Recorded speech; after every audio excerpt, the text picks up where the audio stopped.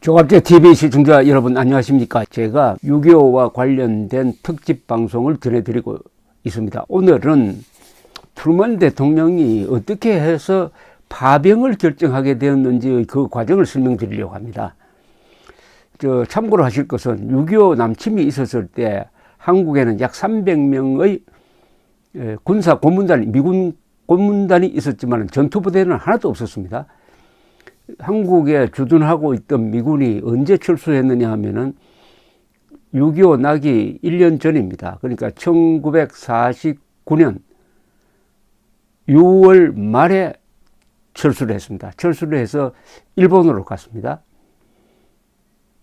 그러니까 당시에는 한미동맹이 없었습니다. 주한미군도 없었어요. 한미동맹이 만약 있었다면은 남침은 불가능했습니다.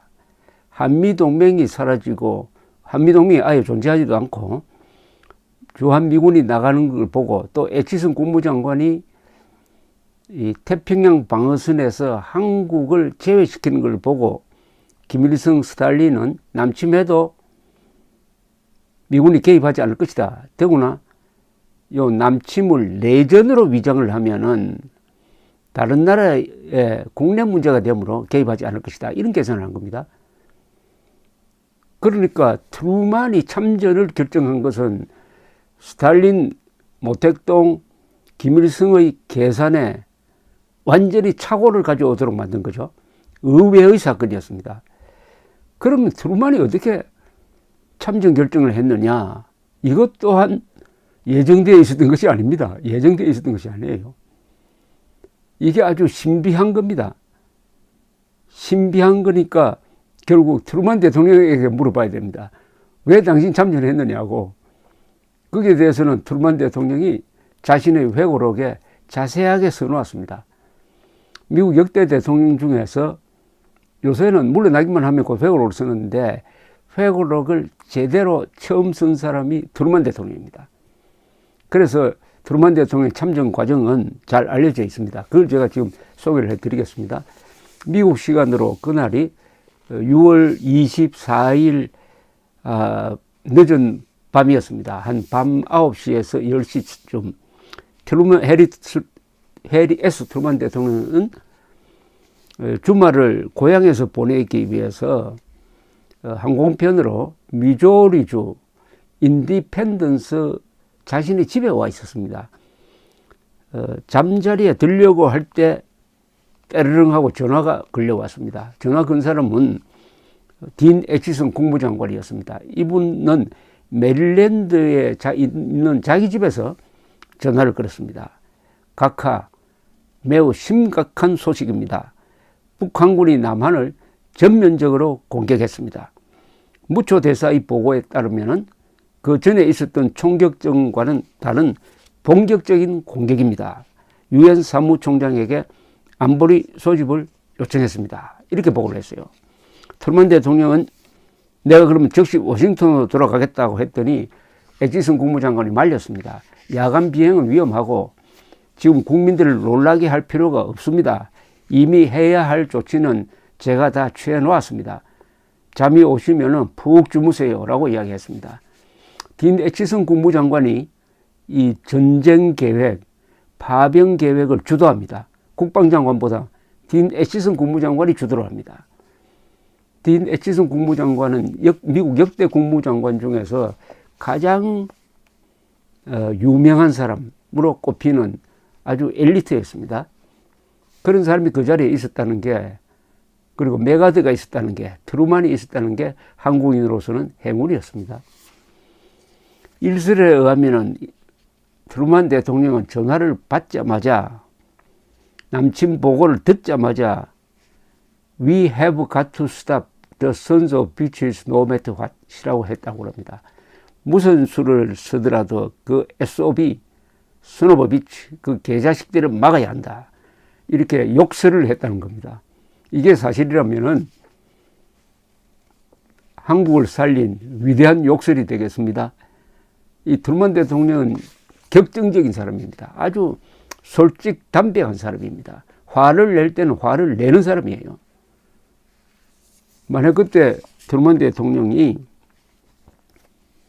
참 불행한 일이 생겼습니다. 그러나 우리가 한국은 지킬 수도 없고 지킬 필요도 없다고 판단해가지고 1년 전에 주한미군을 빼지 않았습니까? 신중하게 대처하도록 합시다 라고 말하면서 전화기를 내려놓았다 그러면은 한국은 적화되었을 것입니다. 저도 지금 김정은 체제 밑에서 살고 있을 것입니다. 그런데 제가 벌써 나이가 만 75세니까 북한 사람들의 평균 수명보다 더 많이 살고 있으니까 저는 아마 땅속으로 들어가 있었을 것입니다. 여러분들이 지금 이렇게 근사한 나라에서 살고 있는 가장 큰 이유는 바로 트루만 대통령입니다. 트루만 대통령이란 분의 결정에 의해서 5천만 한국인의 운명이 달라졌습니다. 좋은 방향으로 달라졌죠. 이 곁에 딸 마가렛이라는 분이 있었는데 이분도 나중에 백으로 썼습니다. 그때 트루만 대통령은 전화를 받고 매우 격앙되면서도 걱정스러운 표정이었다고 적었습니다. 3차 세계대전의 서막이 오르는 것이 아닌가 걱정했다는 겁니다. 다음날 트루만 대통령은 일찍 일어나가지고 동생 비비안의 목장에 갔습니다. 그는 비비안의 5 손자, 손녀들과 악수를 하고 우유 짜는 기계와 새로 산 말을 살펴보았다고 합니다. 그날 아침 신문과 방송에서는 남침 소식이 보도되기 시작했습니다. 그러나 트루만은 기자들에게 한국 사태에 대해서는 한마디도 하지 않았습니다. 정오 직전 무초 대사가 보낸 전보가 트루만 대통령에게 전달이 되었습니다. 공격의 양상으로 봐 한국에 대한 전면적인 공세임이 분명해졌다. 이런 내용이었습니다. 12시 30분 에치슨 장관이 다시 대통령에게 전화를 했습니다. 통화를 끝낸 트루만 대통령은 보좌관들에게 즉시 워싱턴으로 돌아갈 것이니 오후 2시에서 2시 15분 사이에 캔사스시티 공항으로 집합하라 라고 지시를 했습니다. 그래서 워싱턴으로 돌아오는 약 3시간 남짓한 비행시간 중 트루만 대통령은 깊은 생각에 잠겼다고 합니다. 돌아오는 중에 여러 가지 구상을 하고 돌아왔다는 거죠. 무슨 생각을 했느냐? 이분의 회고록, 트루만의 회고록, 시련과 희망의 계절이란 회고록에서 이렇게 적어 나왔습니다. 나는 과거 민주국가들이 이런 공격을 저지하지 않아 침략자들이 그런 짓을 계속하도록 방치했던 일들을 생각했다. 만약 공산주의자들이 자유세계로부터 아무런 저지를 받지 않고서 한국을 침략할 수 있도록 허용된다면 강한 공산국가를 이웃으로 두고 있는 작은 나라들은 협박과 공세를 견디지 못할 것이다. 이번 공격을 방치한다면 3차 세계대전이 일어날 것이다. 비슷한 사건들이 2차 세계대전을 불렀듯이 이 말은 뭐냐면은 이 트루만 대통령은 1차 세계대전에 포병장교로 참전했던 사람입니다. 그리고 2차 세계대전 중에는 상원 의원이고 부통령이었죠. 그러다가 프랭클린 루즈벨트 대통령이 죽으니까 대통령으로 올라갔습니다. 그래서 이 전쟁을 잘 이해하는 사람이었어요. 그런데 이분의 뇌리에는 2차 세계대전이 왜 났느냐?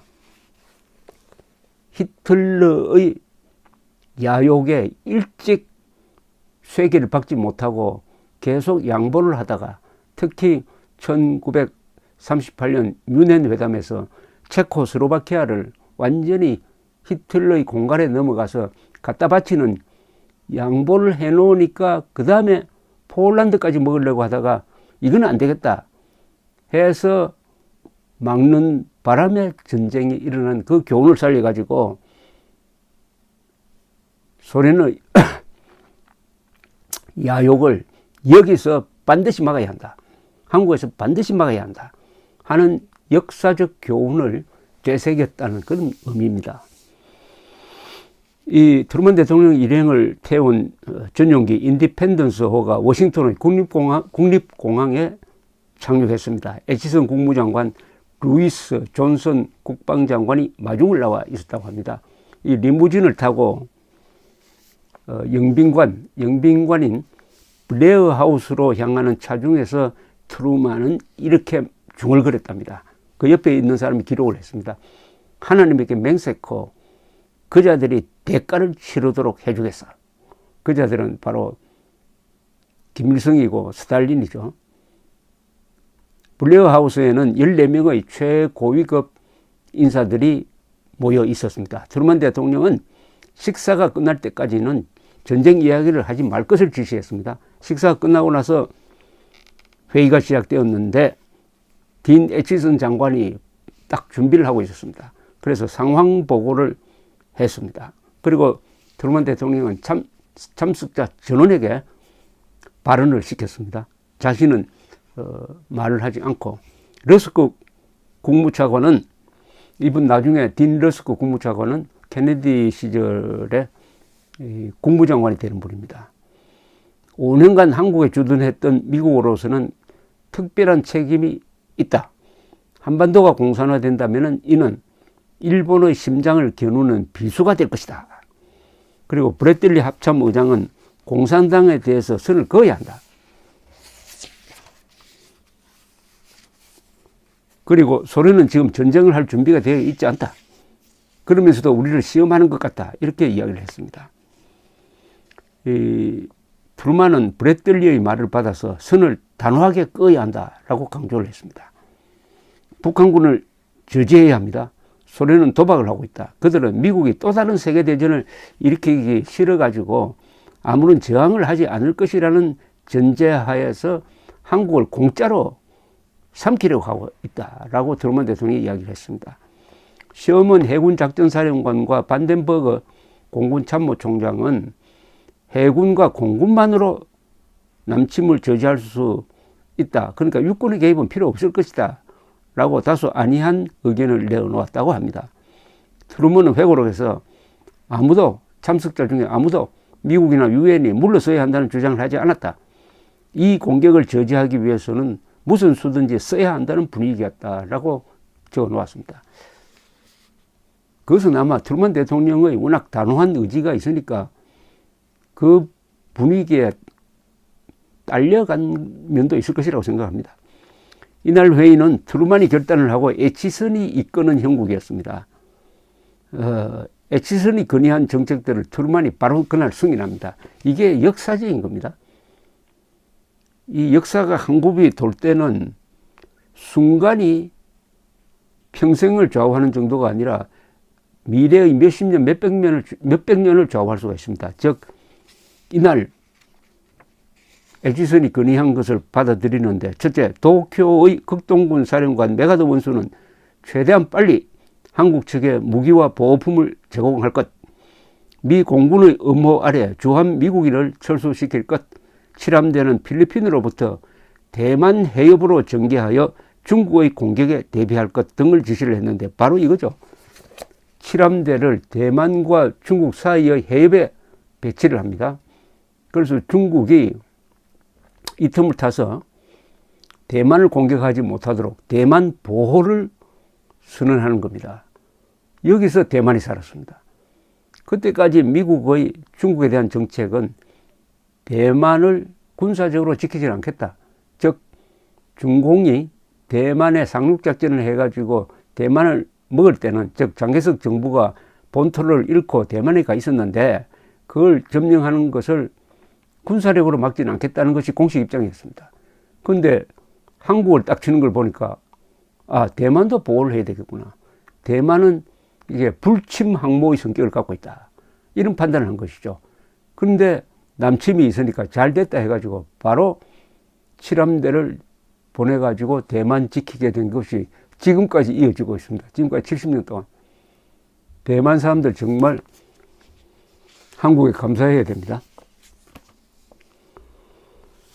자, 이렇게 이제 했습니다. 다음 날은 워싱턴 시간으로는 6월 25일, 서울 시간으로는 6월 26일이었습니다. 트루먼 대통령은 일반적인 내용을 담은 성명서를 발표를 했습니다. 겉으로는 미국이 어떤 행동도 하지 않을 것이라는 모습을 보여주었습니다. 그런데 메가더로부터 급전이 왔습니다. 한국군은 북한을 저지할 수가 없다. 완전한 붕괴가 임박했다. 그날 미국 시간으로 6월 25일 밤에 트루먼 대통령은 다시 블레어하우스에서 긴급 강조회의를 소집했습니다. 이 자리에서 한국전 개입 결정이 공식화됩니다. 미국은 한국군을 돕기 위해서 우선 해외 공군력을 사용하는 결정을 합니다. 육군은 아직 안 합니다. 육군은 그 6월 30일에 합니다. 일단 해외 공군력을 사용해서 저지한다. 그때부터 비행기가 전투기가 서울 상공으로 와서 북한군의 공군기를 공격합니다. 그걸 보고 나서 보면서 한국 군인들이 아, 미군이 개입하겠구나. 미군이 개입하니까 우리가 후퇴를 하더라도 희망은 있다 해가지고 무너지지 않았다고 합니다. 역시 미군이 개입한다는 게 후퇴하는 밀리는 한국군에 희망을 주었던 것입니다. 그래서 한국군은 부대 단위의 항복이 없었습니다. 밀리기는 했죠. 그러나 분대도 소대도 집단적으로 항복을 하지 않았습니다. 아주 기습을 받은 군대로서는 기적적인 저항을 한 것이죠. 역시 미군이 온다. 이날 회의도 딘 애치슨 국무장관이 주도했습니다. 블래들리 합참의장은 머지않아 육군이 투입될 것이라고 생각을 했어요. 그런데 문제는 한국 관련 전쟁 계획조차 없다는 점이었습니다. 트루먼 대통령은 허전한 목소리로 말했다고 합니다. 나는 전쟁을 하기 싫다. 지난 5년간 애써온 것은 오늘 밤 내가 해야 하는 이런 결정을 하지 않도록 하는 것이었다 라고 했답니다. 다음 날은 워싱턴 시간으로 6월 27일 북한군 탱크가 서울에 진입했다는 뉴스가 일제히 나갔습니다. 오전 11시 30분 의회 지도자들, 국무장관, 국방장관, 합참의장 등 40명의 요인들이 백악관의 서관 강요실에 모였습니다. 이 회의에서 트루먼 대통령은 대통령의 고유 권한에 의하여 전쟁을 지도하라는 충고를 받았습니다. 그러니까 의회에 별도로 선전포고나 전쟁 결의안을 낼 필요 없이 대통령의 권한으로 전쟁을 지도하라 이렇게 된 거죠. 자, 다음에는 이제 메가드가 등장합니다. 메가드가 이 역사적 무대에 등장합니다. 이승만, 트루먼에 이어서 메가드가 등장해가지고 이제 김일성을 상대로 전투를 지휘하게 되는데 이 이야기는 다음에 하겠습니다. 오늘은 트루먼 대통령의 참전 결단 과정, 결단 과정에서 결정 과정을 설명드렸는데 요새 여러 학자들이 많은 분석을 합니다. 그러나 저는 트루먼 대통령의 그 성격, 정의감이 강하고 특히 직설적이고 그리고 공산주의를 지독하게 싫어하는 그리고 우직한 성격. 트루먼 대통령은 지난 한 50년 동안에 대학교를 졸업하지 않은 유일한 대통령입니다. 이분 고등학교밖에 졸업을 하지 않았어요. 그러나 젊었을 때부터 피아노를 잘 치고 음악에 조예가 있었습니다. 역사에 아주 깊은 이해를 가지고 있었습니다. 이게 이분이 학교를 졸업하지 못한 것을 충분히 메우고도 남을 교양이었습니다. 교양. 역시 역사가 중요합니다. 위대한 지도자가 되기 위해서는. 그 트루먼의 성과를 건드린 거죠. 김일성이가 트루먼의 성과를 건드렸습니다. 남침할 때 좀 조심조심해서 한다든지 게릴라를 보내는 식이 아니라 그냥 산발도선 전역에 걸쳐서 쳐내려오니까 트루먼 대통령은 뺨 맞은 기분이었을 겁니다. 그런데 이 뺨을 누가 때리도록 했느냐? 뒤에 스탈린이 있다. 그럼 좋다.